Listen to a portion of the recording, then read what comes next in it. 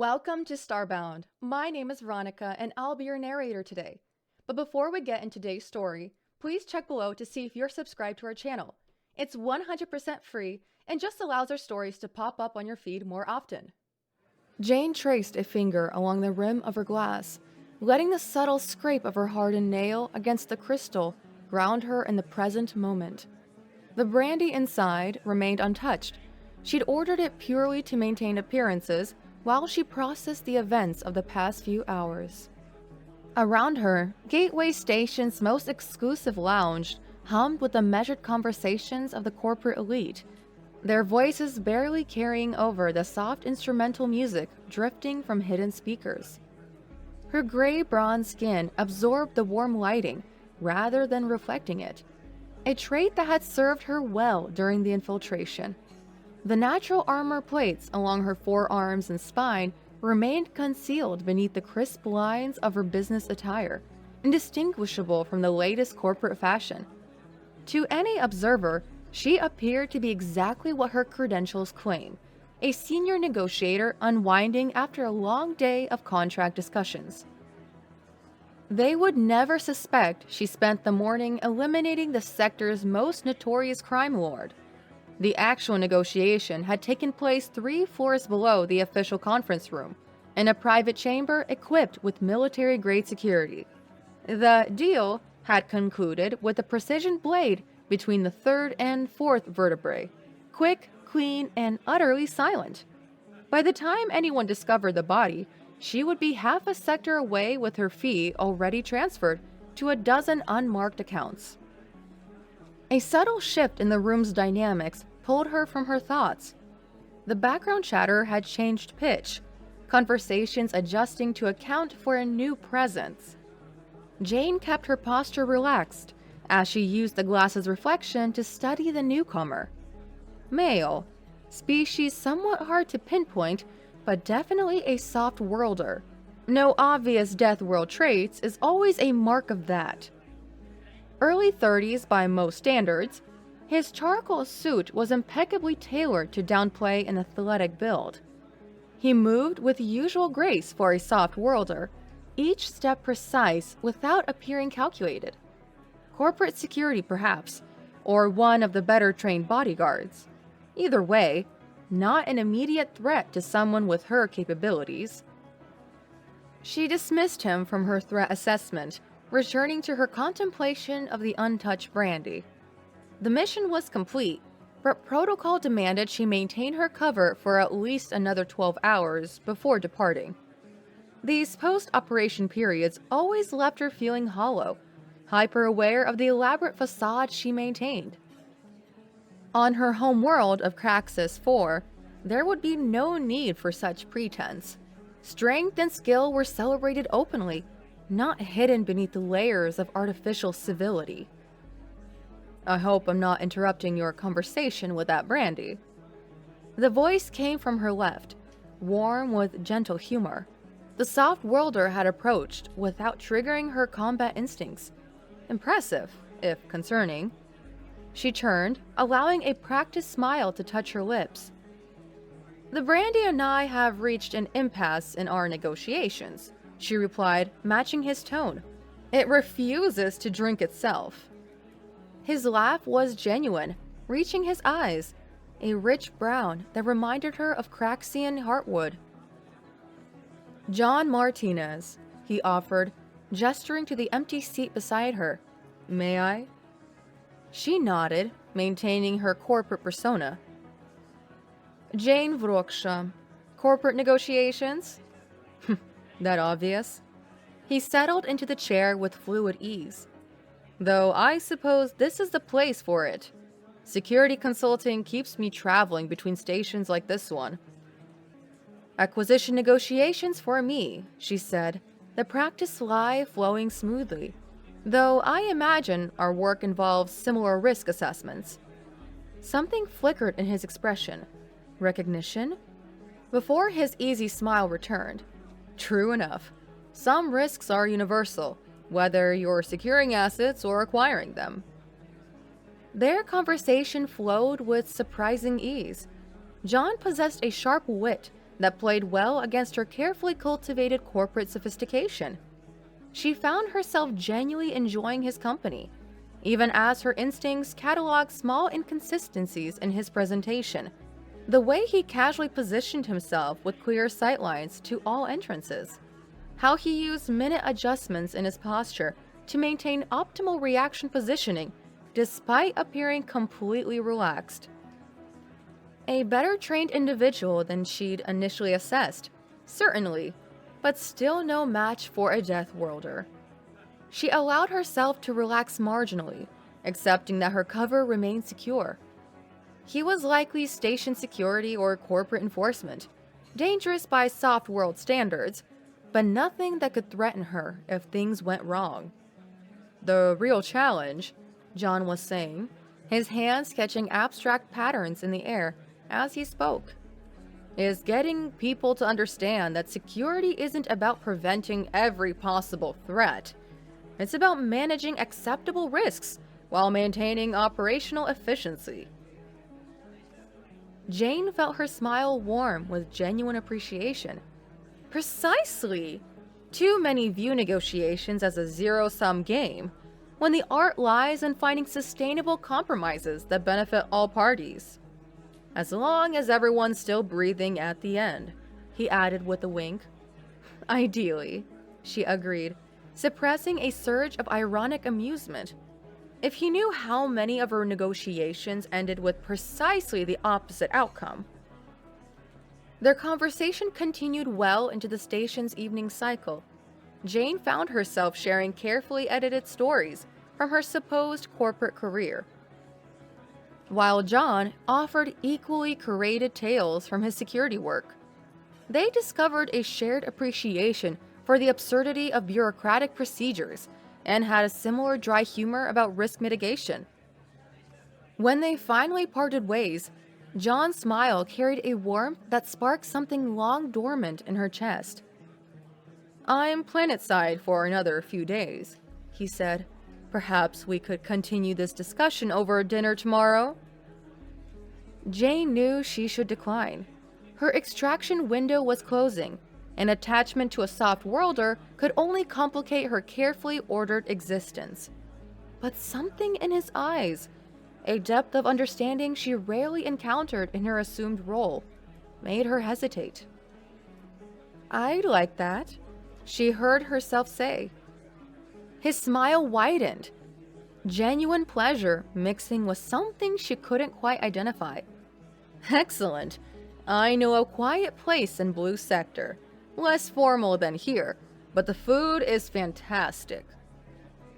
As she watched him leave, Jane found herself analyzing her own response to that interaction. She had maintained her cover flawlessly, yet somehow the conversation had felt more authentic than any she'd experienced in years. John moved like a predator playing at being prey, but his warmth seemed genuine, and one she suddenly wanted to unravel. Besides, she rationalized, her next contract wasn't for several weeks. A few days of pleasant company wouldn't compromise her operational security. Even apex predators needed occasional companionship, as long as they remembered to keep their claws sheathed. She finally lifted the brandy, allowing herself a small sip. Tomorrow would certainly be interesting. One dinner became two, then weekly meetings whenever their business trips aligned. Jane found herself planning her contracts around Gateway Station's location, ensuring regular opportunities to see John.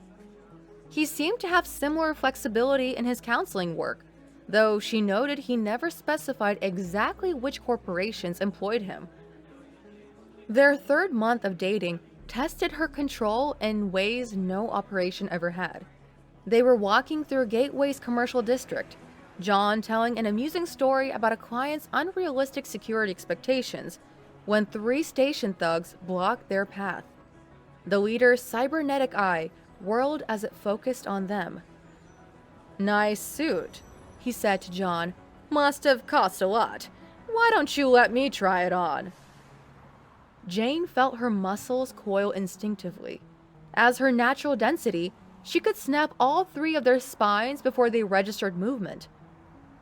The armor plates around her forearms flexed beneath her jacket, combat responses activating despite years of conditioning. John's hand touched her arm gently. To her surprise, his pulse remained steady. "Gentlemen," he said, voice calm but firm. "You really don't want to do this." The thugs laughed, spreading out to surround them. Jane watched John's weight shift subtly, a practice fighter's adjustment, though he maintained his corporate demeanor. She forced herself to remain still, reminding herself that station security would respond to any disturbance. Creating a scene would threaten her cover far more than these amateurs. "Oh, I think we do," the leader growled, reaching for John's jacket. What happened next nearly made Jane break character in shock. John moved with liquid grace, his hand intercepting the thug's wrist at precisely the right angle to redirect momentum. The motion looked purely defensive, but she recognized the expert manipulation of vectors. The leader stumbled, his enhanced reflexes working against him as he overbalanced. "Sorry about that," John said pleasantly. "Let me help you up." His assistance appeared generous, but left the thug slightly off balance, creating space between him and his companions. The entire sequence took less than 2 seconds and looked completely accidental to untrained observers. But Jane had been raised on a world where combat was art. John had just executed a masterful display of soft world combat techniques disguised as corporate self-defense training. The thugs regrouped, their leader's face flushing with embarrassment. But before they could escalate, station security finally arrived. The thugs slipped away, leaving Jane to reevaluate her assessment of her boyfriend's capabilities. "You've got good training," she said carefully as they continued their walk. John shrugged, his movements once again relaxed and unthreatening. Corporate security consultants need to handle themselves professionally. You seemed pretty calm yourself. "Good negotiators stay composed under pressure," she replied, the practiced line feeling hollow. He smiled, but something knowing flickered in his eyes. True enough. 2 weeks later, it was John's turn to hide his reactions. They were touring Gateway's engineering sector. Jane had expressed interest in station operations as cover for mapping potential infiltration routes. A malfunctioning cargo loader burst from its bay, its guidance system scrambled by a power surge. Jane saw the massive arm swinging towards her. Even her enhanced reflexes couldn't dodge without revealing her true capabilities. She braced for impact, preparing to play off her natural durability as luck. The hit never came. John moved faster than any corporate consultant should, wrapping an arm around her waist, pivoting them both. The loader's arm passed through the space she'd occupied, missing them by millimeters. His adjustment carried them behind a support pillar, shielding them from secondary debris. It was precisely the kind of intervention she'd expect from a highly trained operative, not a security consultant.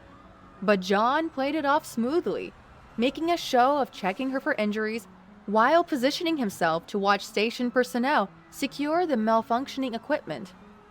"Quick reflexes," she noted, studying his face. "Lucky timing," he deflected. "You okay?" "Thanks to you." Their eyes met, and Jane felt that familiar spark of connection, and now an added layer of intrigue. John's capabilities exceeded his cover story, but his warmth and humor remained genuine.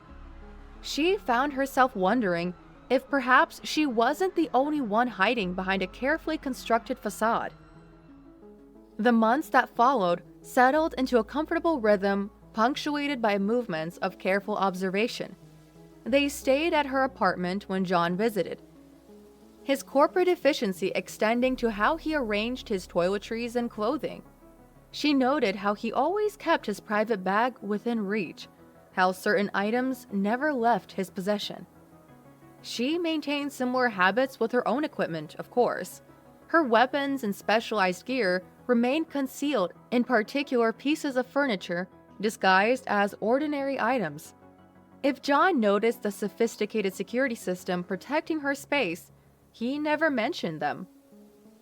Their conversations grew deeper, ranging from philosophy to politics to art.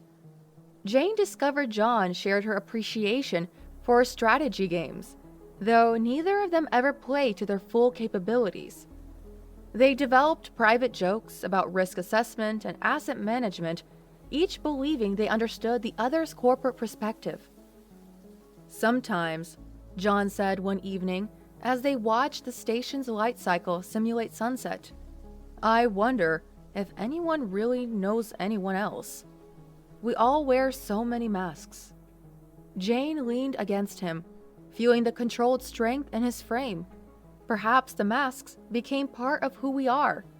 The roles we play shape us as much as our true nature. "And if the masks hide something dangerous?" His tone was light, but she caught an undercurrent of genuine questioning.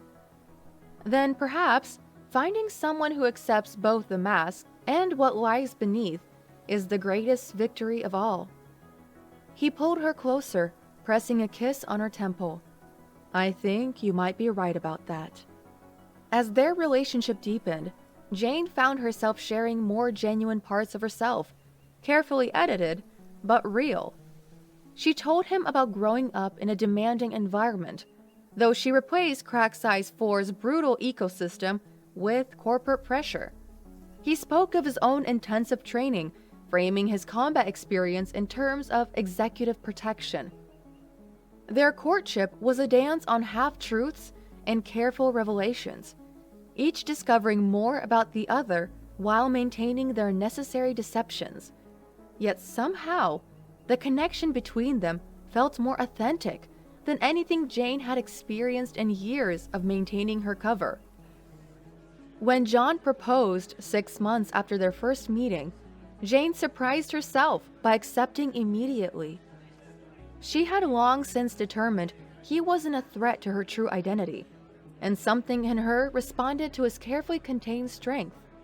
Their shared understanding of living in two worlds, public and private, created a bond she hadn't realized she craved. If sometimes she caught him moving with predatory grace when he thought she wasn't watching, or if he noticed her instinctive combat assessments of every room they entered, neither of them mentioned it. They had found acceptance in their assumed roles, each believing they understood the limits of the other's capabilities. The wedding was a masterpiece of careful coordination. Jane arranged for her corporate associates to attend via holographic projections, citing urgent business responsibilities. In truth, she didn't want to risk broker Zixthai's representatives being in the same room as her new husband and potentially blowing her cover. She knew how sharp he was and feared revelation. John managed a similar feat with his own guest list, explaining that most of his colleagues were deployed on classified contracts. The few who did attend maintained such perfect corporate comportment that Jane suspected they were professional actors hired through a network, though of course that would be silly. They exchanged vows in Gateway Station's primary observation dome, the star-filled void providing a suitably dramatic backdrop. Jane wore a gown specifically designed to conceal her natural armor while highlighting her exotic features. John's tuxedo appeared perfectly tailored, though she noted the subtle reinforcement around vital areas. Standard corporate protection, she assumed. "You are my sanctuary," John said during their exchanged vows, his warm brown eyes filled with genuine emotion. "The one I never have to pretend with." Jane's throat tightened at the irony even as her heart swelled with authentic feeling. "You see me as I am," she responded, "the truth hidden within careful lies, and I see you." Their first dance was a careful performance, each moving with a grace that was slightly and intentionally unpracticed. The assembled guests watched the apparently normal couple sweep across the floor, never suspecting both partners were holding back enough strength to shatter the deck plates beneath their feet. The honeymoon posed unique challenges. They eventually settled on a luxury resort on New Venice, an artificial world designed for corporate recreation. The controlled environment meant fewer unexpected threats, and the privacy-focused amenities allowed them both to maintain their regular check-ins with their handlers without arousing suspicion. Home became a spacious apartment in Gateway's executive sector, purchased through a web of shell corporations that satisfied both their needs for security. They each maintained private offices, explaining the extra space as necessary for their demanding careers. Jane's office contained a sophisticated weapons cache concealed with seemingly ordinary furniture. The desk opened to reveal a fully equipped combat suit, while the storage cabinets held enough firepower to overthrow a small government. She kept her most essential gear in a hidden compartment beneath the carpet, protected by security systems that would have impressed military engineers. John's office, she discovered during a discreet inspection, held similar surprises. The walls were lined with cutting-edge scanning equipment disguised as corporate art. His supposedly decorative medals and awards concealed high-end communication gear. She approved of his security measures while assuming they were standard corporate protection against industrial espionage. They settled into married life with surprising ease, their careful deceptions meshing like well-oiled gears. Jane scheduled her assassination contracts around John's consulting trips, maintaining a detailed calendar that appeared to show nothing but standard corporate engagements.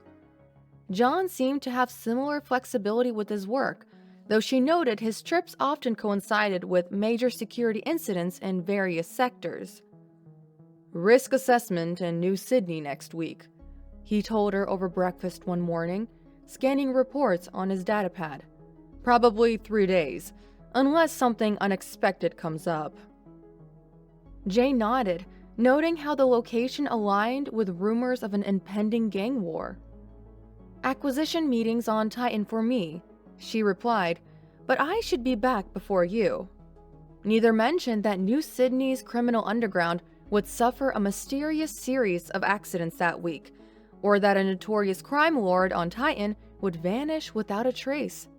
Their conversations focused on mundane details, restaurant recommendations, local customs, hotel amenities. The blood and violence remained unspoken, locked away behind professional masks. They developed comfortable routines between missions. John cooked elaborate meals, while Jane handled station-side logistics. They attended corporate functions together, each admiring how naturally the other navigated high society politics. Their private moments were filled with genuine warmth and connection, even as they maintained their necessary secrets. "I never thought I'd find this," Jane said one evening as they watched the station's light cycle fade to darkness. She was curled against him on the couch, his arm a solid warmth around her shoulders. "Find what?" His voice carried that gentle humor she'd grown to love. "Someone who understands living in two worlds, the public face and the private reality." John's arm tightened slightly around her. "I know exactly what you mean. Sometimes I wonder how I managed before I met you." She smiled, thinking of all the missions she'd completed alone, all the years of maintaining her cover without anyone to truly confide in. John's corporate background meant he understood the need for discretion, the comfort of finding someone who accepted a life lived behind careful masks. If she noticed how his supposed security consulting trips always seemed to solve problems for his corporate clients, she dismissed it as efficient business practices. If he observed how her negotiations frequently ended with permanent solutions to corporate obstacles, he attributed it to skilled contract work. They had built a sanctuary of mutual understanding founded on carefully maintained misunderstanding. Each believed they had found someone who accepted their public facade while respecting their private boundaries. Their marriage was a masterpiece of compartmentalization, a delicate balance of truth and necessary lies. Until the day they were hired to kill each other. Jane arrived at her dead drop in the gateway's maintenance sector, her corporate heels clicking against metal grating. The service corridor's poor lighting helped conceal her natural camouflage response to tension, her skin darkening to better absorb ambient light. The message waiting in the hidden compartment was coded in broker Zixtai's distinctive quantum encrypted style. Target: human operative, real identity unknown. Pattern: systematic disruptions of syndicate operations. Confirmed kills: 43 high-value assets. Last known location: Gateway Station. Deadline: 72 hours. Reward: triple standard rate. She downloaded the attached files, including grainy security footage showing a figure moving with surgical precision through various criminal strongholds. The operative's face remained carefully hidden, but something about their movement patterns tugged at her memory. Across the station, John sat in his usual booth at Shen's coffee house, reviewing a similar file.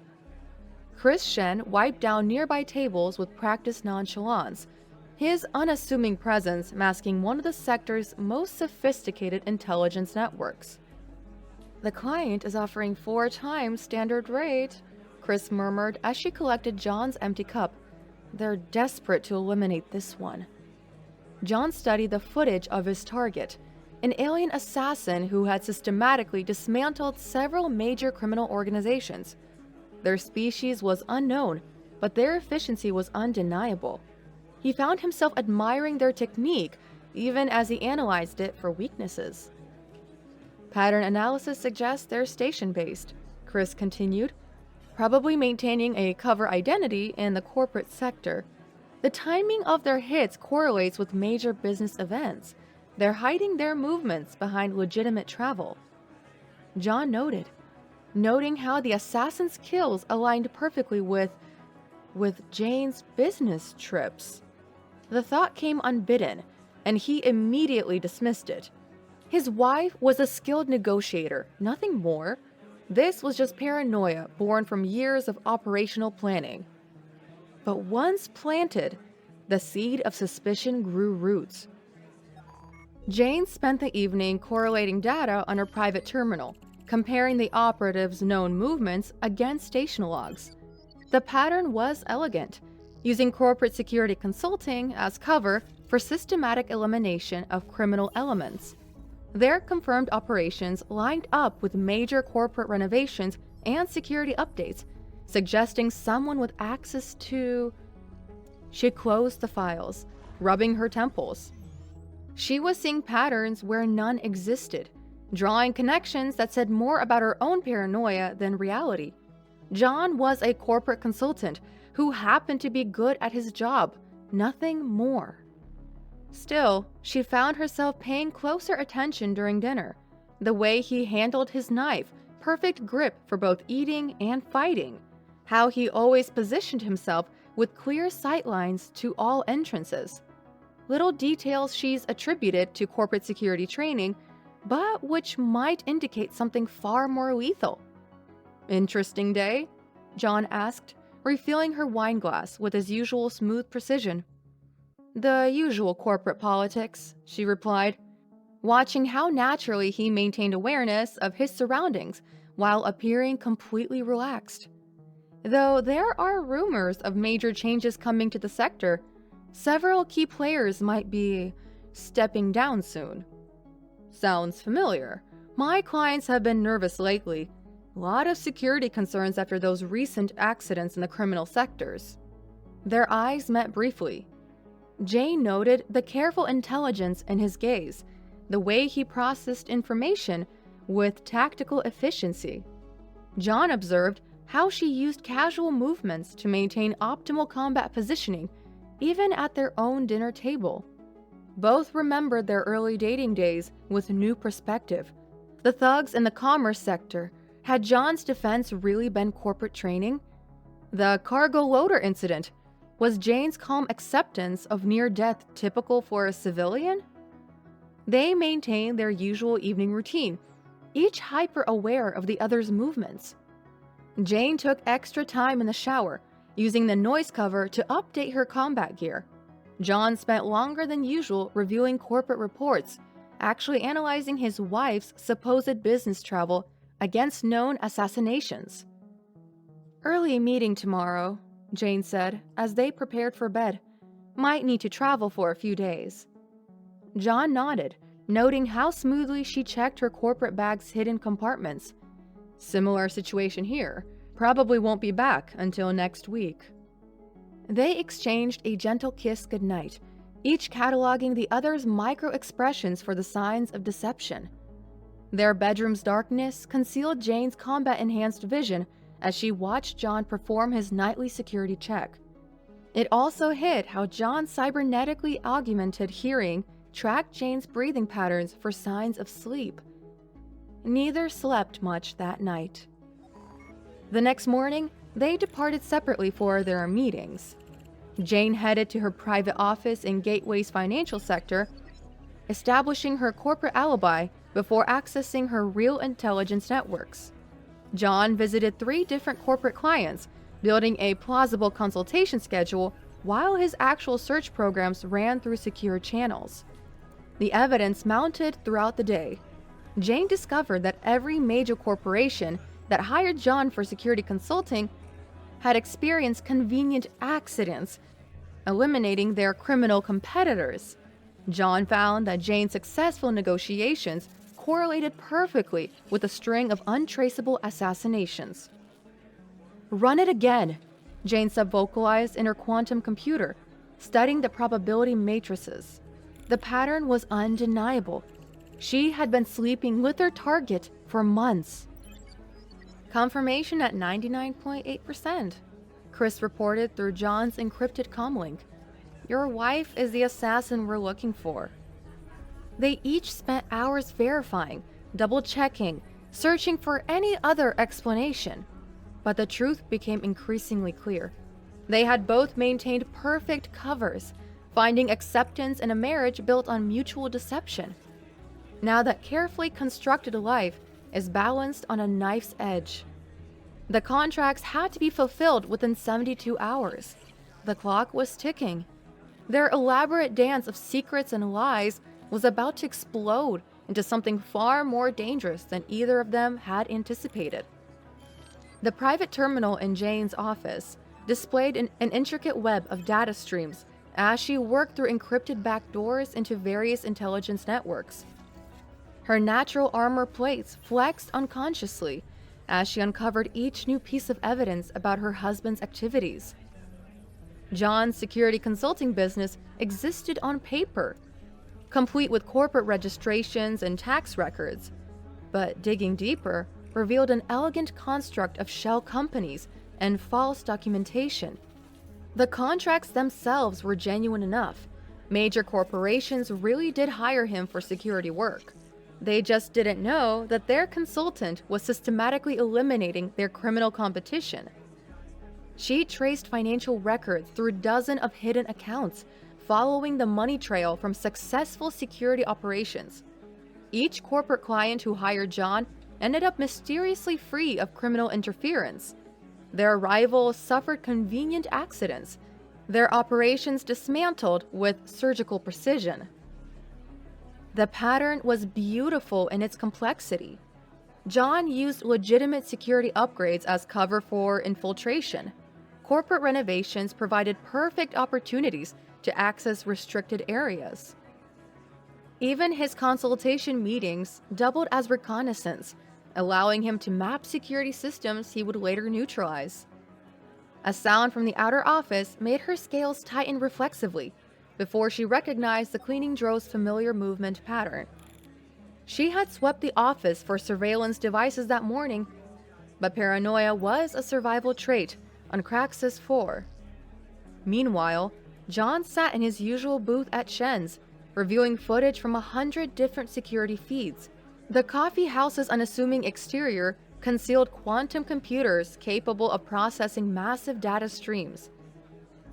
He watched his wife's corporate negotiations through new eyes, seeing the careful groundwork she laid for each assassination.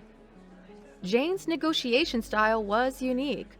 She always pursued peaceful resolutions first, offering genuinely beneficial terms. But if her target refused to cooperate, they inevitably suffered fatal accidents shortly after. The deaths looked natural, each one perfectly tailored to the victim's species and circumstances. She uses the negotiation process to get close to her targets, Chris noted quietly while refreshing John's coffee. The meetings give her time to study their security, identify vulnerabilities. By the time she makes the kill, she knows everything about them. John nodded, remembering how thoroughly Jane had researched his background when they first started dating. Had she been vetting him as a potential target, or had some instinct warned her that he was more dangerous than he appeared? The cafe's other patrons ignored them, their privacy guaranteed by sophisticated jamming fields and Chris's careful screening. John expanded his search, pulling records from Jane's corporate travel schedule. Every major business trip aligned with a confirmed kill. Even their honeymoon coincided with 3 high-profile assassinations on New Venice. The real question, Chris said, is why the Syndicate Council wants her eliminated now. She's been operating for years without drawing this kind of attention. John's fingers traced the rim of his coffee cup, a habit he'd picked up from Jane. She's been targeting their operations specifically, almost like she's working through a list. Similar to your own recent activities? Chris observed. It seems the council has had enough of both of you. Back in her office, Jane reached the same conclusion through different channels. The encrypted message traffic she intercepted revealed growing panic among criminal organizations. Someone was methodically dismantling their networks, using corporate security upgrades as cover for devastating strikes. She accessed visual records from a recent operation, studying the operatives' movement patterns. John's combat style was distinctive once you knew what to look for, a blend of military precision and improvised creativity. He adapted instantly to changing situations, turning opponents' strengths against them. A ping from her quantum encoder interrupted her analysis. Broker Zix Tai was requesting direct contact, a rare occurrence that indicated the situation's gravity. She activated her secure channel, watching encrypted symbols flow across her display. The broker's message was characteristically brief. Target confirmed, John Martinez. Extreme caution advised. Species confirmed, human. Jane's breath caught. Human. It explains everything. The one Deathworld species with no obvious tells. She thinks back as to how she missed such an obvious detail and realizes she was more enamored with him than she even realized. The very thought of questioning what species he was, subconsciously ignored, because it would have been too obvious, would have robbed her of what she has been craving. The pieces clicked into place. His unusual strength, his grace, the way he instinctively assessed threats. She had assumed his capabilities came from advanced training, never considered he might be from humanity's notorious homeworld. In the cafe, John received similar confirmation from Chris. Her species is classified, the handler explained, but the physical characteristics match known Craxian indicators. She's a Deathworlder, John, like you. The revelation struck with physical force. Jane's controlled movements, her incredible durability, her instinctive combat reactions, all traits of someone evolved for survival in extreme conditions, so well hidden that he'd never realized. They had recognized each other's predatory nature without ever learning the true reason. Both spent hours processing their discoveries, reviewing their shared history through new context. Every intimate moment, every casual touch, every private conversation became part of an elaborate deception. Their entire relationship was built on layers of carefully maintained lies. But beneath the professional analysis, deeper questions emerged. Had any of it been real? The connection they shared, the understanding they found in each other, was it all just part of his cover? Had she genuinely recognized something familiar, one apex predator instinctively drawn to another? Jane's office computer chimed with an incoming message. The contract details remained unchanged. Eliminate the target within the specified time frame. Failure would cost her more than just her reputation. John's secure comlink vibrated with similar instructions. The Syndicate Council wanted both problems eliminated. There would be no extension, no negotiation. They each had just over 48 hours to decide what mattered more, their contracts or their marriage. Their apartment transformed into a technological war zone, though its surface remained pristinely domestic. Jane spent her morning strategically upgrading their decor. The elegant Martian glass sculpture now housed motion sensors, while their imported Centaurian wall hangings concealed atmospheric sampling units. Each new security measure revealed the depth of her tactical thinking, protection layered within protection. John devoted his afternoon to more direct approaches. He modified their apartment's environmental systems to track biometric data, installed microscopic cameras in every room, and reprogrammed their cleaning drone to map subtle changes in furniture positions. The sophistication of his surveillance network spoke to years of covert operations experience. They returned home within minutes of each other as usual. Jane hung her corporate jacket in the entry closet, noting the faint electromagnetic signature of John's newly installed sensors. He kissed her cheek in greeting, cataloging how she unconsciously positioned herself to maintain optimal combat spacing. "Productive day?" he asked, moving into the kitchen to begin dinner preparations. The knife block had been subtly repositioned, Jane's work, providing better access from multiple angles. "The usual corporate politics," she replied, watching him test the weight of their ceramic plates, checking for embedded surveillance tech. "Though my meetings ran longer than expected." "Mine too. Client security concerns required extra attention." Dinner passed with careful conversation about station politics and upcoming social events. Each noted how the other ate methodically, keeping one hand free. The cleaning drone made its scheduled rounds, gathering data for both masters while projecting an image of domestic normalcy. They settled in to watch the evening news broadcast, maintaining physical contact as usual. John's arm rested across Jane's shoulders while she monitored his surveillance feeds through her neural implants.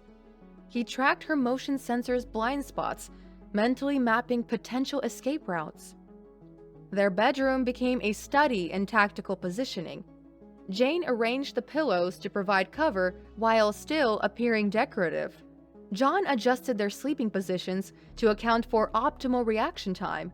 They exchanged a gentle kiss goodnight before assuming their usual positions, each analyzing the other's surveillance network through sophisticated countermeasures. The apartment system hummed quietly, recording two predators preparing for inevitable confrontation. Their cleaning drone made one final pass, its memory banks filled with data that would soon prove irrelevant. For now, they maintained their careful dance of domestic deception, but beneath that facade, two apex hunters recognized the approaching end of their charade. The breaking point came during dinner. Jane noticed John's hand tensing microscopically around his knife when she reached for the salt. His pupils dilated, combat response. She shifted her weight, preparing for sudden movement. John observed the salt shaker's trajectory would carry it through an optimal strike zone. He adjusted his position by 2 centimeters, establishing better defense coverage. Jane's expression remained pleasant, but her scales darkened, predatory camouflage activating. The salt shaker clinked against the table. Neither moved. "Your knife grip is interesting," Jane said, her tone conversational.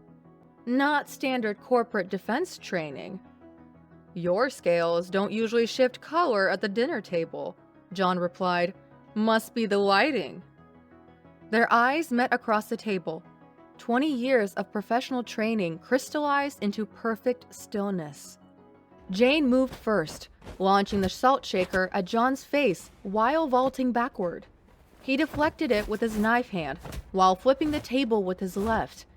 She used the obstacle to cover her roll towards the living room, where her primary weapons cache waited. He pursued with controlled aggression, cutting off her planned route. The table struck their expensive entertainment system, shattering the hollow screen. Jane grabbed a decorative vase, actually a disguised sonic disruptor, and triggered its activation sequence. John's augmented hearing detected the rising pitch. He dove behind the reinforced kitchen counter as the device detonated. Their living room windows vibrated with a sonic pulse. Jane used a disorientation to reach her office, but John recovered faster than she expected. His hand caught her ankle as she passed, enhanced strength matching her own as he redirected her momentum. She rolled with the throw, armor plates absorbing impact against the wall. The surface cracked, revealing the apartment's structural supports. She braced against the metal beam, using it to launch a counterstrike. Her foot connected with his shoulder. Augmented bone met natural armor with devastating force. They separated, reassessing. The apartment's automated systems activated emergency protocols, sealing off external access. Atmospheric scrubbers engaged to handle debris. Their cleaning drone attempted to begin repairs before shorting out from the sonic overload. "Craxian combat forms," John noted, rolling his shoulder. "You always did move too precisely for a corporate negotiator." "Says the security consultant with military-grade augmentation," Jane replied. She calculated angles to her secondary weapons cache while watching his weight distribution. "Human enhancement technology is impressive." "Not as impressive as natural arm plating."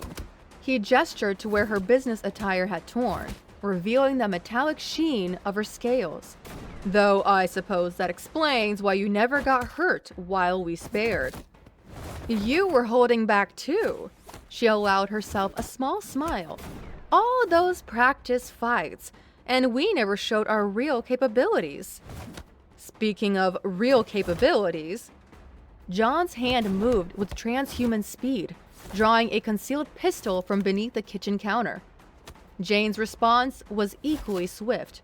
The abstract sculpture on the hallway table unfolded into a plasma rifle, jumping to her waiting hands through targeted magnetic attraction. They froze in perfect deadlock, advanced weapons aimed with professional precision. The apartment's ventilation systems hummed as they processed the lingering sonic disruption. "Interesting decorating choices," John said mildly. "I could say the same about your kitchen renovations." Jane's rifle remained rock steady. "That counter isn't standard civilian grade. The weapons cache in your front office isn't exactly corporate issue either. You found that?" "2 days ago, right after you found my surveillance setup." "The cameras were well hidden," she acknowledged, "but you missed my motion sensors." "Did I?" His smile carried genuine warmth despite their standoff. "Check your readings." Jane assessed her sensor feeds, finding them compromised with elegant precision. But she couldn't help but admire his technique. Impressive. "But you didn't detect my atmospheric sampling suit." "The one logging biometric data? It's been feeding you altered readings since yesterday." Their eyes met over their weapon sights. Decades of combined combat experience balanced on a knife's edge. "We've been hired to kill each other," Jane said quietly. "The Syndicate Council wants us both eliminated," John confirmed. "Apparently we've been disrupting their operations too effectively. Your corporate security work? Your negotiation tactics?" Another movement of perfect stillness. Their weapons remained steady, neither willing to make the first move. "I could have killed you at least 6 times this week," Jane said. "I counted 8 opportunities myself." John's grip shifted microscopically on his pistol. "But I couldn't pull the trigger." "Neither could I." Her admission carried the weight of a professional pride. "Not even to complete the contract." Understanding passed between them. They had spent months living behind careful masks, hiding their true natures. But something genuine had grown in that space between deceptions. "The Council will send others," John noted. "They'll assume we've eliminated each other and dispatch cleanup teams." Jane's mind raced through tactical possibilities. "We have maybe 12 hours before then." 10, John corrected. "My handler likes to be thorough." They studied each other across their ruined living room. 2 professionals who had found something worth more than professional reputation. "Together?" Jane asked. John's smile showed teeth. "Together." Their weapons lowered in perfect sync. Jane assessed her quantum terminal through a direct neural link, while John established a secure connection to handler Shen. Their ruined apartment provided excellent cover. Any surveillance would show only the aftermath of a devastating fight between the 2 elite operatives. "The Syndicate Council rarely acts this directly," Jane noted, sifting through encrypted data streams. "They prefer to maintain deniable distance from their operations." "They're desperate." John pulled up a footage from his recent missions. "Look at the pattern. We've both been targeting their key infrastructure. Separate angles, but complementary results. Someone really doesn't like them and has been using us as their weapon." The data painted an elegant picture of destruction. Jane's assassination of corrupt executives combined perfectly with John's systematic dismantling of their security systems. Each of them had unknowingly supported the other's mission, creating a devastating cascade of criminal enterprise failures. "Your negotiation proved cover for eliminating their leadership," John observed, "while my security consulting exposed their defensive weakness." "We've done more damage as an unintentional team than either of us managed alone." Jane's lips curved in appreciation. "No wonder they want us dead." The quantum terminal decoded a new layer of encrypted transmissions. Council members scrambling to protect remaining assets, calling in favors from every corner of the sector. The scope of their panic revealed just how effectively the supposed separate operations had complemented each other. "They're mobilizing everything," Jane reported. "Military-grade hardware, elite strike teams. They think we're both dead, but they're not taking chances." John's connection to Shen crackled with incoming data. "Multiple cleanup crews deployed, some already on station. They're not waiting for confirmation." "Smart." Jane's fingers danced across the terminal's interface. "But it means they're exposed. All their defensive protocols activated at once. Creating vulnerabilities." John finished her thought. "They're so focused on us, they're leaving gaps in their standard security." They shared a look of perfect understanding. 2 apex predators recognizing an opportunity. "We need to go dark," John said. "Complete communications blackout." Jane nodded, already composing termination messages to her various employers. "They'll assume we succeeded in eliminating each other. Standard cleanup protocols." "But they'll expect bodies." John began gathering specific equipment from his hidden caches. "We need to be thorough." "I can access classified genetic records," Jane offered. create convincing biological evidence of our mutual destruction.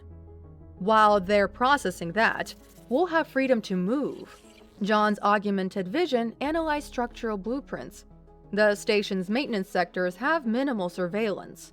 Jane's armor plates shifted as she calculated angles. The cleanup teams will focus on our known locations. They won't expect us to stay on station. Everyone runs after something like this, John smiled, so we do the opposite. They worked in smooth tandem, professional expertise meshing perfectly.